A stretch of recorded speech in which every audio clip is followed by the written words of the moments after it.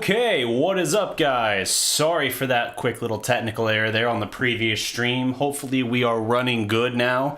Let me know in the chat. Can you see me all right? Can you hear me? Are we blipping out? I've been making some modifications to the settings for the bitrate of the stream, and it looks like I might have been just a smidge over ambitious with what my PC can handle. So I had to scale that back just a little bit and relaunch the stream just to be sure everything is on the up and up. So let's see here. Looks like we are live. I'm not seeing... Whoops, echo effect. What up, Gle? Looks like the chat here on this side, for what I see on the computer, is not keeping up, which is just like what happened yesterday, so go figure. Anywho, we're live, so let's get into it. Let's talk some Cowboys defense here.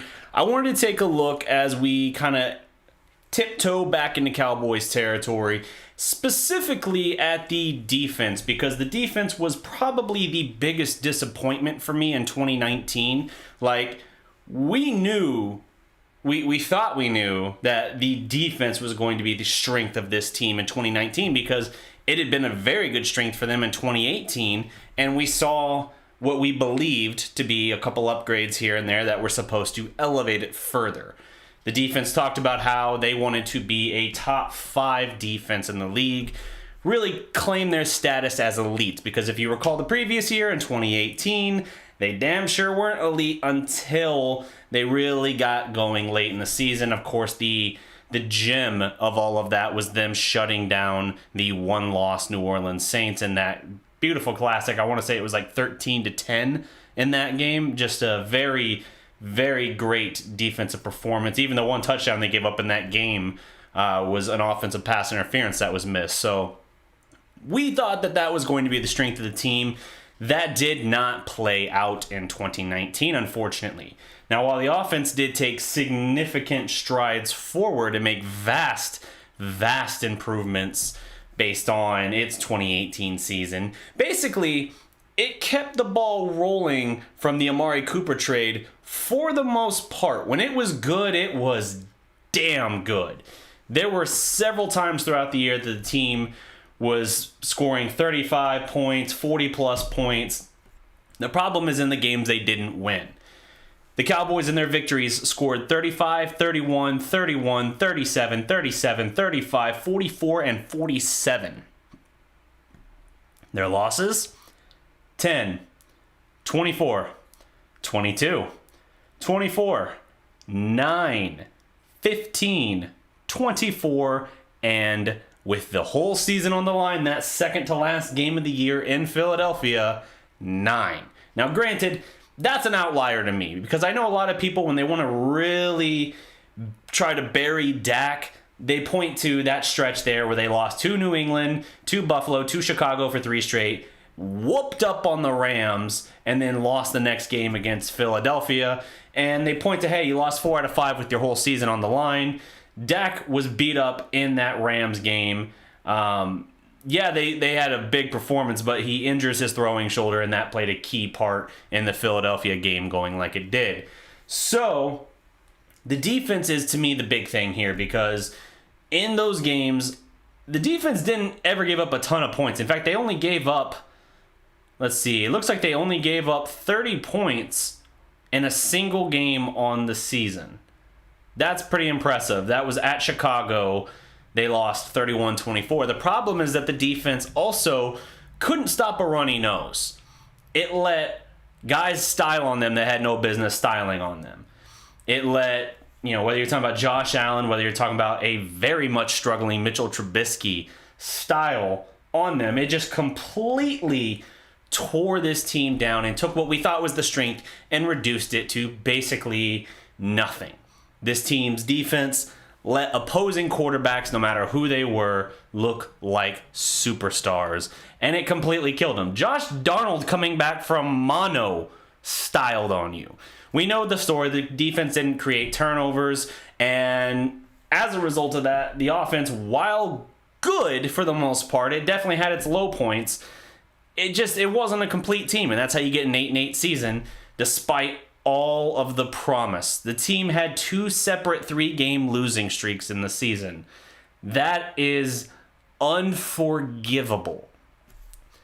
But a lot changed. You had a lot of guys depart. You had, what are you talking about, Byron Jones, the now, I think, highest paid corner in Miami. He departs. He's your best corner for sure off of the last couple of years, but he doesn't create any turnovers. Just watch. I'm sure he's going to now go to Miami and start getting interceptions as if he's been doing it his whole life. It just figures. But that's just the difference with the defensive coordinators and everything, whether you're talking about Chris Richard, whether you're talking about Rod Marinelli. Marinelli now is in Oakland. Took a bunch of the guys with him there. Cowboys defensive tackle. You, of course, have Jeff Heath. You have just a lot of guys like that from the defense. You lost a lot of talent. There's a lot to fill out. But I kind of understand it, because while there are a lot of question marks, it is allowing someone from a team, or a unit rather, that greatly underperformed, and even in their heyday at the end of 2018, they were a quality defense, but not a defense that really was a difference maker. Good enough that you could have won with them, but not good enough to put you over the top. And so I think that just really reduced the overall ceiling for the team. So as a result of that, they had some decisions to make. You lose Byron Jones? Fine. Second round, pick number 51, you get Trayvon Diggs out of Alabama. Talking about a guy that played 12 games at Alabama, 37 tackles, 20 solo, half a tackle for loss, 3 interceptions, 8 passes defended, 2 fumble recoveries, and 2 defensive touchdowns. He is a first-team All-SEC player as a senior at Alabama. That's a good start. That's a guy who was also, I believe, rated 31st overall on the Cowboys board. They got him at 51. That is quality, because before CeeDee Lamb resulted for them in the first round, the Cowboys were actually considering the possibility of Diggs at 17, depending on who you ask in that case. Sounds like that was something they were at least considering, but ended up getting him then at 51, which is much better indeed. Additionally, third round, then they start going to the Oklahoma well. They already went to CeeDee Lamb, but I'm talking about just the state in general. You get out of OU, Neville Gallimore. Neville Gallimore, I've watched him his entire career at OU. He's a nice player. I like him. He's good, definitely, in the pass rush. Needs to improve a little bit against the run game. But, you know, he's a guy that gave you 29 tackles, 17 solo, 4 sacks, 6.5 tackles for loss, 2 forced fumbles, and a pass defended last year in the Big 12, and was second team all Big 12. So that's another quality addition there. I initially was a little lukewarm on the pick, because I was kind of feeling echoes just a little bit. Not that I considered them right there on the same level, but I still had the feeling that they were just a little too similar in terms of how I felt about their careers at OU. Charles Tapper on the same level. Thankfully, I've kind of come to reevaluate that a little bit. I think that upon further inspection, this is a much better pickup by the Cowboys than I gave it credit for at the time. I think he will help your defensive line depth. I don't think he'll ever be a real stud, but I think he's a solid contributor within this defensive rotation. Glad, what's up? Stevie Mac 23. Cowboys party time, indeed. In McCarthy we trust. Byron fits perfectly in Flores' defense, says Stevie Mac. Yeah, I agree with that. Glad, I'm getting to that point here in a second. Let's see. Gallimore lost weight, which hopefully will help him at the 3 tech. I think he's dropped to 315. That would be a pretty sizable drop back, but all the same, let me run through a couple other things here. There's 2 more things I really wanted to call out, obviously, from the draft. Reggie Robinson, the second out of Tulsa, he's definitely...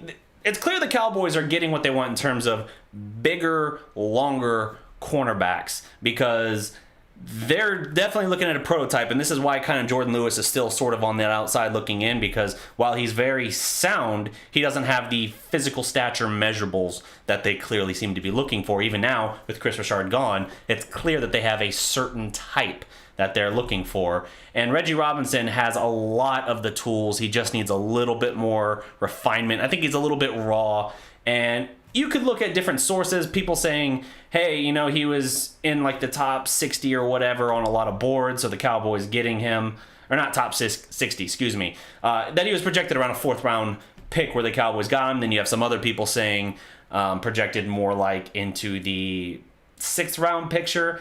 I don't think that's the case. I think he's got a lot he can offer to this team, but I don't think he's going to come in and make an immediate impact, except when considering special teams. I think he can add a lot there. So that might be all you see from him in that regard. What I think is a sleeper pickup, and it's only because his combine was trash. It sounds like he was dealing with a little bit of a hampering injury at the time. But Bradley Anay, I can never remember if I'm saying that right. I think he is a very, very underrated pickup in the 5th round. Pick 179 out of Utah. 4-year guy there at Utah. Very, very impressive. You're talking about a guy who had like 30 sacks for his career. Like, this is a guy who can get around quarterbacks. His senior year alone, 41 tackles, 30 solo, 13 sacks, 14 tackles for loss, and a forced fumble. This dude has a mean streak to him. And I think that the addition of him, the hopeful bounce back year now that he's had more than a year coming back off of the rotator cuff surgery for DeMarcus Lawrence, should help a lot. But then you added more. Even outside of the draft, the Cowboys made several additions, right? Gerald McCoy, 32-year-old former Sooner as well. That's a quality addition there. You add Dontari Poe, another defensive tackle there. A little past his heyday, obviously, 29 years old. But you're still talking about a guy who has been productive. He played, he played in 11 games last year for Carolina, 10 starts, 22 tackles, 15 solo, 4 sacks, 7 tackles, 6 QB hits. That is pretty nice as well. Then you have the wild card of Aldon Smith, reinstated by the NFL. This is a guy who's been out of the league since 2015, was a monster, historic pace start to his career with the 49ers. Career kind of goes off the rails as he was dealing with a lot of substance abuse issues and domestic issues. Out of the league since 2015. I know he had a cup of coffee in Oakland, and now he's reinstated. Now it sounds like he has his life a little bit more back on track. We're still talking about a guy that is very much in what should be the prime of his career. Obviously, he has not been taking the physical beating the past few seasons by not playing. So I imagine he's got a hell of a lot to offer this team. Even his last season with the Raiders, he still managed, 28 tackles, 21 solo, 3.5 sacks, 5 tackles for loss, 8 QB hits, and 3 passes defended.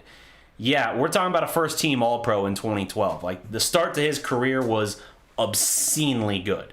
So now you add him back. You look at this team. The defensive line last year, while you had guys who made a big impact, obviously the biggest of which is now with Chicago, you had guys that made a big impact for you, but price tag was a little bit too high, and so you got to let them walk. And I'm okay with that anyway, because I think obviously where this team is spending a lot of its money, they're about to have to figure out something with Dak, even though they got him franchised right now. I think they needed to be frugal where they could be, and now they'll get a compensatory pick back from that anyway. So I think this really opens things up. I like what the Cowboys are doing here. I think whether you're talking about Dontari Poe, Aldon Smith, Gerald McCoy, those are very, I think, low-cost, high-reward type pickups. And then you make a couple of smart pickups in the draft as well, where now you got guys on rookie contracts. And I think that really just opens things up for this defense. Can we say that this defense is going to be, at the level it was at before? I don't know. I really don't know if this team is going to come in and produce at the same rate it did in 2018. Hopefully it can, but we have to kind of consider things are a little bit different here.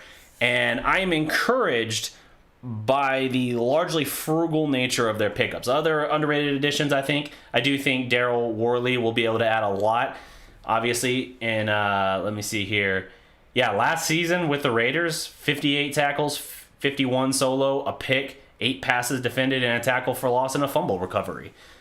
That is pretty nice to have as just almost like an extra sort of pickup. I'm encouraged by a lot of these pickups that they're doing. I'm not trying to say, hey, this is going to be now what we thought it was going to be last year, wherein you say this is going to be the strength of the team. I don't believe that. I actually believe that the team will get off defensively to a little bit of a slow start. The hope is that now with the upgrades you've made regarding the offense, most notably CeeDee Lamb, that you've now elevated the proficiency of the offense. Because as we talked about earlier, the offense, they could be explosive, but they were either feast or famine for most of the year. Some of that had to deal with issues with Dak physically at the very end of the year. But there's a lot of times, too, where they just offensively couldn't get enough done. At New Orleans versus Green Bay, they put up 24. That's pretty solid. But they didn't do a whole lot in the second half of that game, I don't believe. Actually, you know what? No, in that game, now that I think about it, I got it confused with a different one. That was the game they fell behind in the blink of an eye, big, and made a late comeback to cut it to a halfway respectable 10-point loss. The Jets game is obviously the one that kills you and you never got it back. That was the game that haunted you and the game that ultimately kept you out of the playoffs. Against Minnesota, 24 points as well. That's a quality defense, and that was just the coaching staff not trusting Dak at the end. Let him drive all the way down the field, and then inexplicably went Zeke, when they had all the momentum through the air, and Zeke hadn't done a damn thing the whole day. That is typical Jason Garrett coaching. Thank God Jason Garrett is not the Cowboys coach anymore.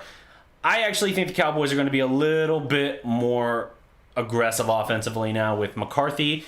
And, say what you will, obviously Aaron Rodgers is an all-time great, but McCarthy did have a lot to do, especially in his early days with his development. Now, you can say eventually Aaron's greatness outpaced what McCarthy, could do by himself, or what McCarthy could claim all the credit for. Very fair enough point, but early on in the first couple years for Rodgers before he came in for Favre, it was very much McCarthy that was shaping his development. So offensively, they got to do better. They got to be more consistent.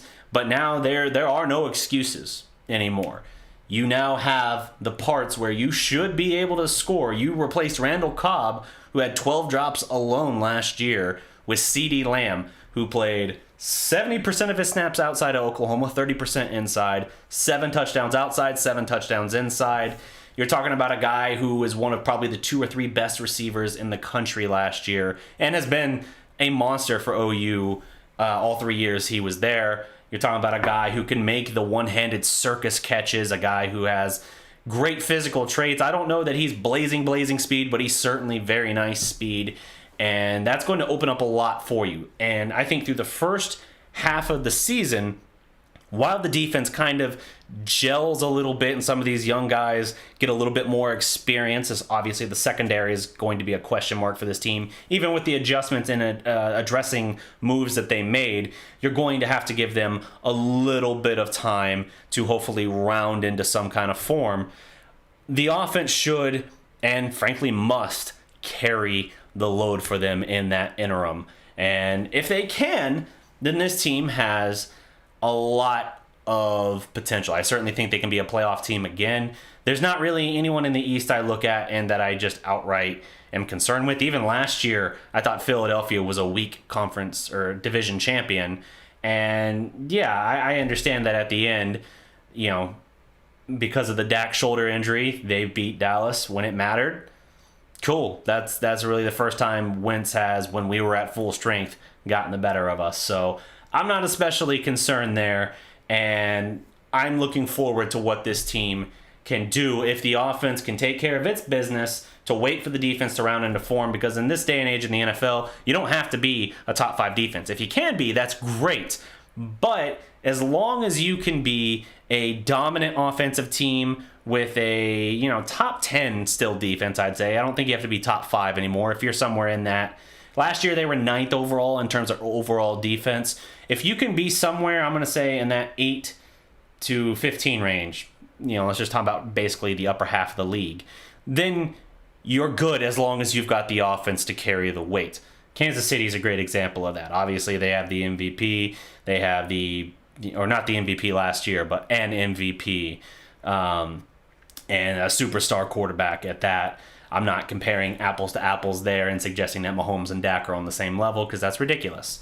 But it's still something where if you've got the firepower offensively, you have to carry that burden and just let your defense do just enough. If your defense is giving you, a solid game and lifting you up a little bit, great, square it away, call it a win. But you got to be able to call it a win in that case. You can't have your defense showing up and your offense doing nothing. You can't have another 12-10 loss at New Orleans like you did early in the year.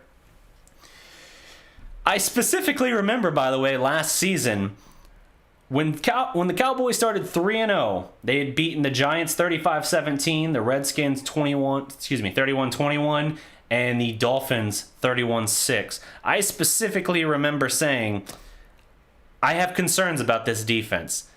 They're giving up a lot of big plays. They're not playing clean, just not playing the kind of impactful, football that they were playing at the end of last season, not counting the Rams game where they got bludgeoned, obviously, in the run game.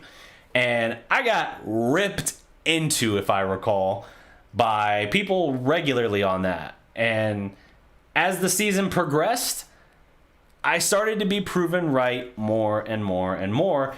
And, I understand. That's the nature of things. It's like, it's not like I got credit for being right in the aftermath, because everyone's pissed off that I was right about that particular thing.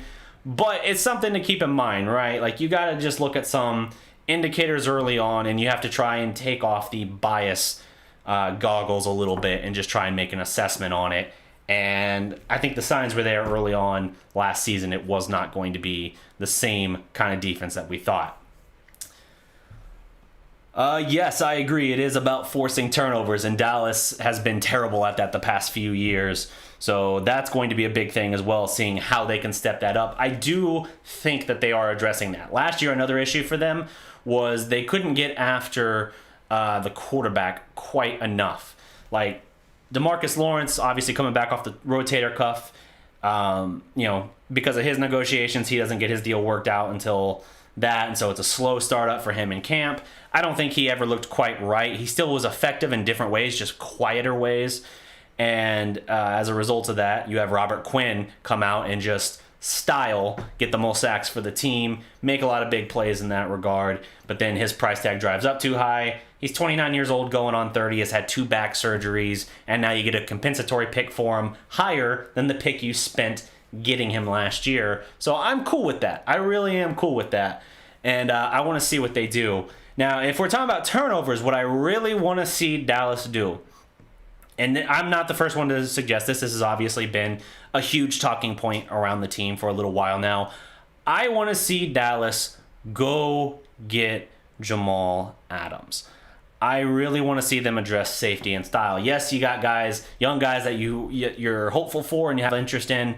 Obviously, you got Xavier Woods on one side. You got Donovan Wilson on the other. He was a 6th-round pick out of A&M last year, but in preseason really showed some serious ball hawk skills, which is sorely missed on this defense. I like him as a rotational safety, but I'm going to take a Pro Bowl safety who's still on his rookie deal currently. Now you got to negotiate when you acquire him a new deal.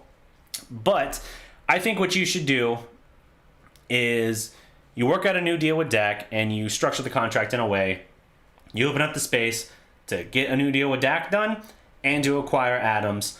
2 birds, 1 stone. I know the Cowboys are interested in it. I know that there's been limited talks on that because there's still some pushback about what kind of price that the Jets want. You were hearing a 1 and a 3. If it's a 1 and a 3, I think the deal is already done. So I don't think necessarily that's the price tag. I think there's more to it than we're aware currently, because a 1 and a 3 would have been done yesterday. The Cowboys are going to get a 3rd-round compensatory pick back anyway next year. So it's like, yeah, you're basically giving up a single 1st-rounder for Jamal Adams. Why would you not do that? We know how this team doesn't like to invest high in safety, but it's different. There are certain guys that you make the exception for. I think he's definitely one of those guys you just have to make that exception for.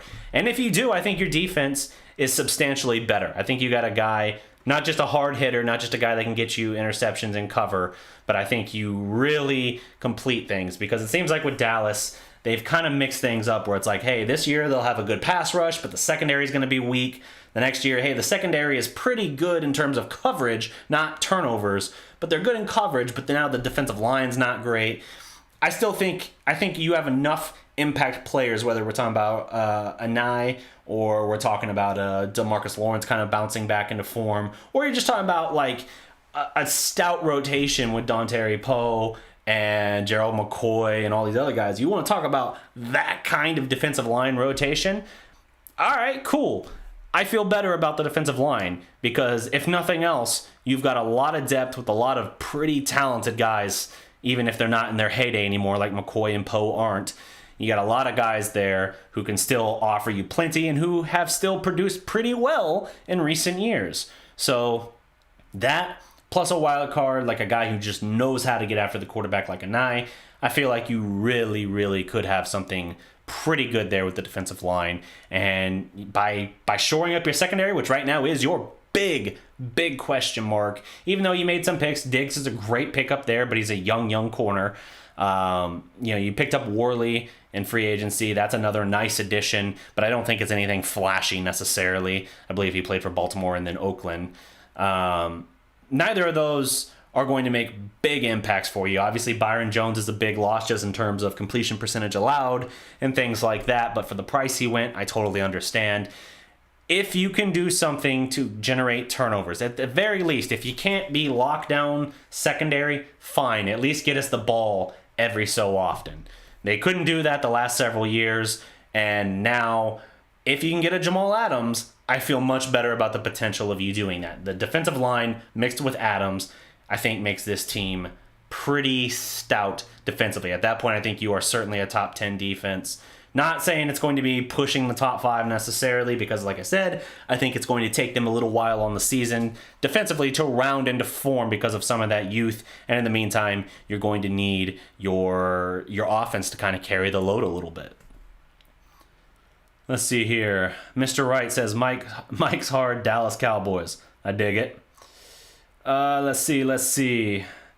When are the Cowboys signing Dak? Ask Le.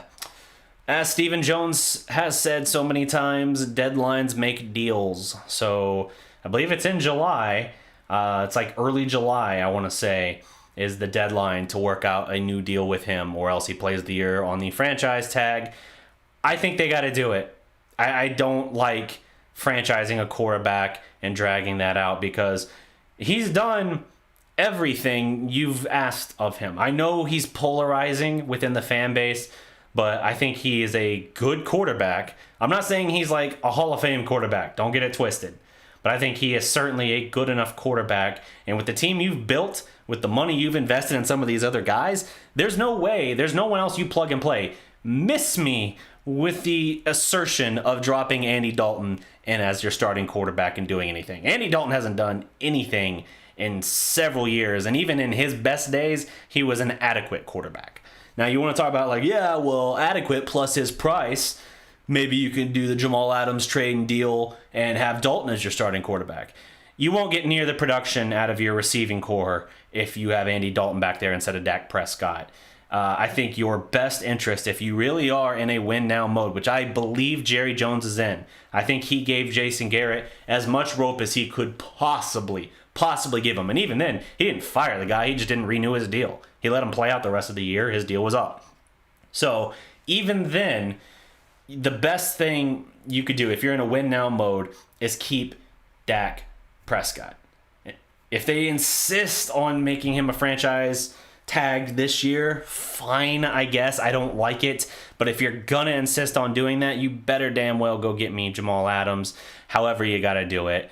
And if not, if you give Dak a new deal, maybe you can structure that in a way where you open up some of that cap money to then allow you to go get Adams. We'll see. I still am curious what the real price is for Jamal Adams because there's no way it's a 1 and a 3. That deal would have been made the day it was announced if that's really what it was. Hell, it would have been the deal would have been done before we even knew what the price was if it was that affordable, whether by Dallas or someone else. Cowboys defense was indeed inconsistent all last year. I agree, Karam.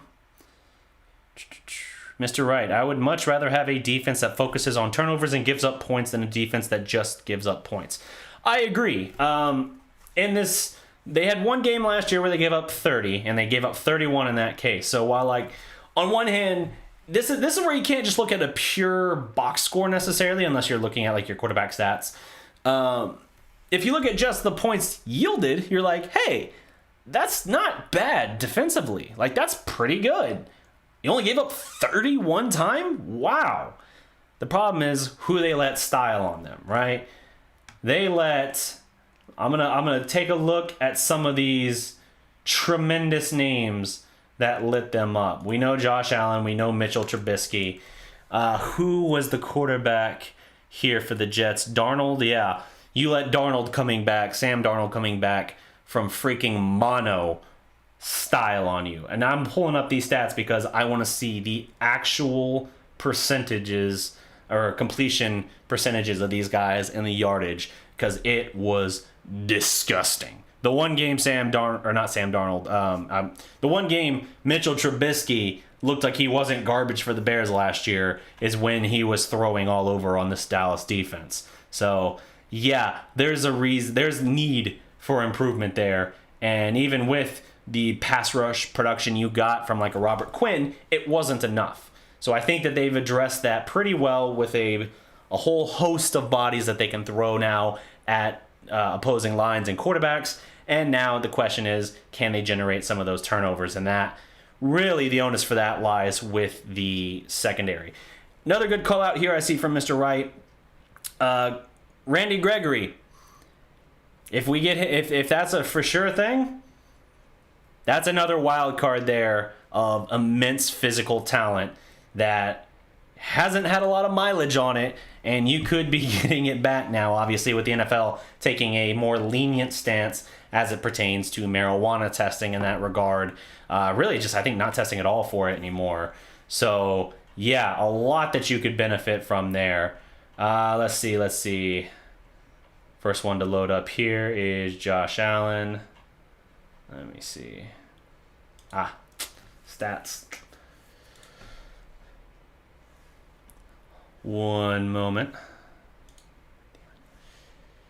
Yeah, Josh Allen, 19 of 24 for 231 and a touchdown Thanksgiving Day against you. Really? Really? I mean, brutal. The fact that you let him do that. Darnold, when the Jets were winless, 0-4, you let him throw all over you. Let me see what he ends up with here for the game.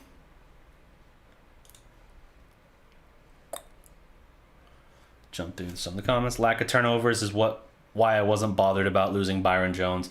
I think it's fair, but I also think Byron gets a bit of a raw deal because I think a lot of that had to do with the way the defense was coached and the scheme more than him specifically. Darnold went 23 of 32 for 338, 2 touchdowns and a pick against you. That's asinine that you let him do that.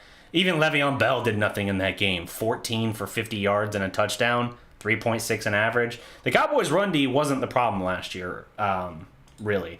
It just wasn't getting to the guy, getting to the quarterback that I think really brought him down. But, you know, there's a lot to consider here. The turnovers is going to be a huge factor in how well this team is able to bounce back. And I actually feel pretty good, all things considered, about where they stand defensively if the offense can hold up its end of the bargain for the first half of the season. And there's no reason it shouldn't. There is no reason at all it shouldn't be able to, because it's loaded with talent. The only real talent it lost offensively was Jason Witten, who went to Oakland. I think Blake Jarwin, you're going to finally get a healthy dose of him and see what he can do. And I think he's going to be at least as good, if not better, than Witten. We know he's a much more explosive pass catcher at this stage of his career. And that, hey, just like he's been a giant killer throughout his career, maybe he can do that on his own as well, now that he's actually getting more consistent snaps and everything like that. So you lost him. You lost Randall Cobb to Houston, and you upgrade that to CeeDee Lamb. That is a massive upgrade there, not just in the youth and contract department, but specifically in impact. He is a home run waiting to happen every time he touches the ball. Let's see. Trubisky, 23 of 31, 244, 3 touchdowns and a pick. Brutal. Let's see. Don't tell that to Greenberg. He knows. He says Sam Darnold's the number 1 quarterback in the league. Yeah, his Jets bias is pretty clear, so I take that with a grain of salt. But yeah, I'm encouraged. I know I keep saying that. I really am encouraged by what I see them doing defensively. I think that they made a couple brilliant moves. We talked about the players they let walk in free agency, but then between I think an A- performance in the draft, the only thing that would have, I think, made it better would have been if instead of drafting a 7th round quarterback, they would have taken Thaddeus Moss for a tight end. I think if they had done that, I would have given it an A+, just because I think his ceiling is still pretty high, even though he goes undrafted in that case and then signs with the Redskins. And it sounds like it was easy to get him, too. All you had to do is be the first team to call him. But I think that would have been an A+ for them. Regardless, you get a very strong draft performance. Then you see some of their other deals that they've been making, some of their other free agency moves, and you start to kind of see things falling into place, and it's like, oh, I like that. Oh, I like that. Okay, nothing wrong with that. And you kind of get to a point where you're like, dude, I like pretty much everything they're doing, except for the fact that they're handling their contract negotiations with their quarterback worse than anybody I've seen since the Washington Redskins with Kirk Cousins. Ridiculously bad. And I think it's just because Jerry likes the coverage. Whether it's good news or bad news, if you're talking about his team, he's winning in his book. And so deadlines make deals. You're going to see the Dak deal get worked out at the deadline in the 11th hour. You'll get a new deal, I believe. I don't think he'll play the season on the franchise tag. That's just what my gut tells me. And when that happens, we'll see what they do. Hopefully they don't dick around too much with that, because if they wait for the Dak deal for another year, here's where they're going to screw themselves. I raged about this off and on for like the last year, whether on the show or just in other conversations with people. You've let so many other QB deals get done, extensions get done, that you've kind of screwed things up for yourselves. You've driven up your own number time and again by not getting it done. You got a new deal for Carson Wentz. You got a new deal for Russell Wilson, for Ben Roethlisberger. You got all these guys getting new deals, Jared Goff, and that number keeps driving up. The market resets. It's not like the running back market where after Gurley got his deal and Zeke got his deal, people went like, whoa, we can't pay that much to a single position, or to a single player rather, and then suddenly the market drops again and no one's going to get that money again. It's not like that. With quarterbacks, it's just going to keep going north. And so with that in mind, the longer you wait and the more guys you let get their deals done first, the worse it gets. If you let Mahomes, and I'm not equating them the same. I cannot be more clear about that. If you let Mahomes get his new deal done, his $200 million deal, which he will inevitably get done, before you get your deal done with Dak, good luck. Good luck, because even though he's not going to make more than Mahomes, he's still going to be making balls deep money, where he's sitting there in $40 million a year or something like that, or you're letting him walk.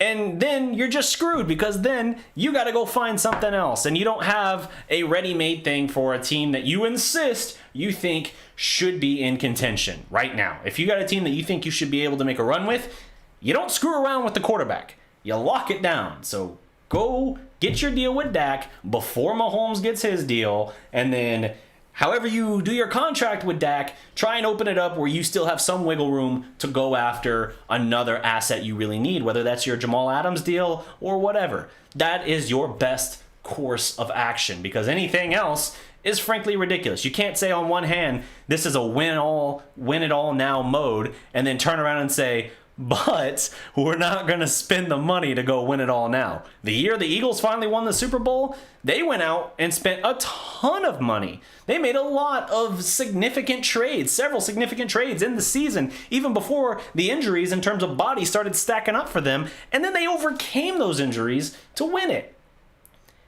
If you want to be a win-it-all team, go get it all now, good.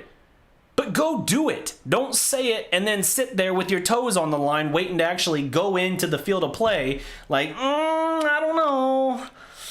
Oof. Do I want to... what's the long-term consequences of this? Do I want to do this? You go get it. No questions. Go get it. That's my rant as it happens with the Dak extension, which I do believe will come. Let's see.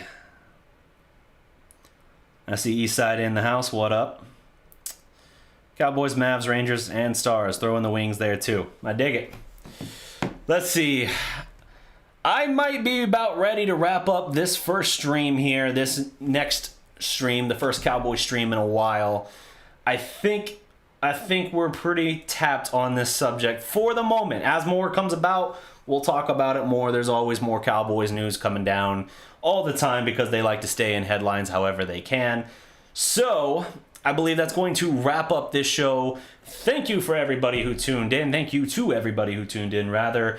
We will do more of these. I'm going to make a concerted effort to continue rolling out these shows, be they Mavericks talk, be they Cowboys talk, be they some other wild card amalgamation I haven't even thought of yet.